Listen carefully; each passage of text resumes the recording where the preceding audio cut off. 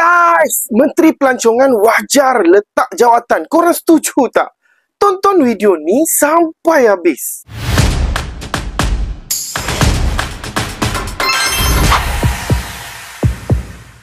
Menteri Pelancongan ni memang dah sangat melampau. Sudah terlalu banyak perkara yang dia buat yang menyinggung hati umat Islam macam kita ni. Sampai kita tertanya, adakah dia ni benar-benar faham apa makna Islam adalah agama persekutuan? Ataupun dia sengaja mencabar kedaulatan rakyat majoriti negara ini. Perkara antara yang dibuat antaranya adalah yang pertama, isu yang paling panas sekarang ni, hidangan arak dalam majlis rasmi kerajaan. Dalam sebuah majlis gala yang dikaitkan dengan Kementerian Pelancongan, kita lihat gambar-gambar yang sangat-sangat jelas, begitu bangga minum arak, tetamu dengan wing dan bir di tangan. Majlis tu guna nama kerajaan, guna platform rasmi kerajaan, tapi bila rakyat marah, alasan dia mudah. Dia kata apa? Itu adalah anjuran daripada syarikat swasta. Persoalannya, kalau guna nama kementerian, guna logo rasmi kerajaan, tapi bila dah kantoi terus nak cuci tangan macam tu nya, di mana maruah seorang menteri sebenarnya? Dan yang lebih memalukan, bila Perdana Menteri sendiri terpaksa memberi amaran keras yang tak berapa nak keras sangat.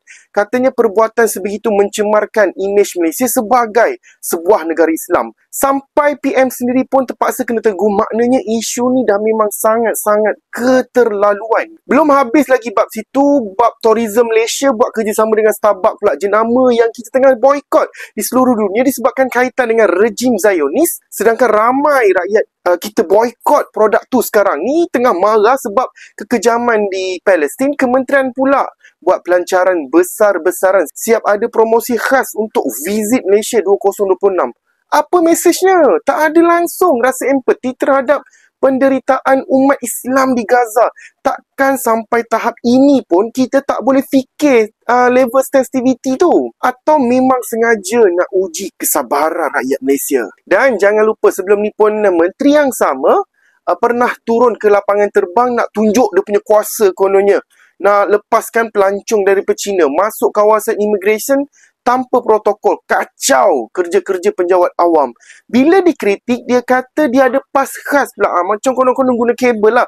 Tapi tindakan itu tetap tidak beradab. Ia seperti tunjuk sikap, saya menteri, suka hati saya lah, saya nak buat apa. Jadi cukuplah seorang menteri bukan sekadar pegang portfolio, tapi dia membawa maruah negara, imej Islam dan tanggungjawab kepada rakyat.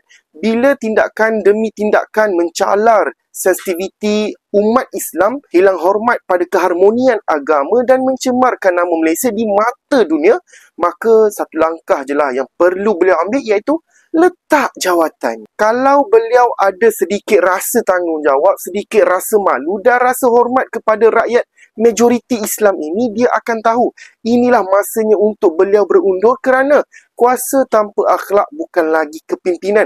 Itu adalah keangkuhan. Dan bila keangkuhan mula memijak sensitiviti umat Islam, maka suara rakyatlah yang akan bangkit menuntut keadilan. Kita bukan benci beliau, kita dah muak apa yang beliau lakukan. Sudah tiba masanya menteri yang tak ada sensitiviti terhadap Islam ini perlu angkat kaki keluar daripada pentas pentadbiran negara. Sila letak jawatan.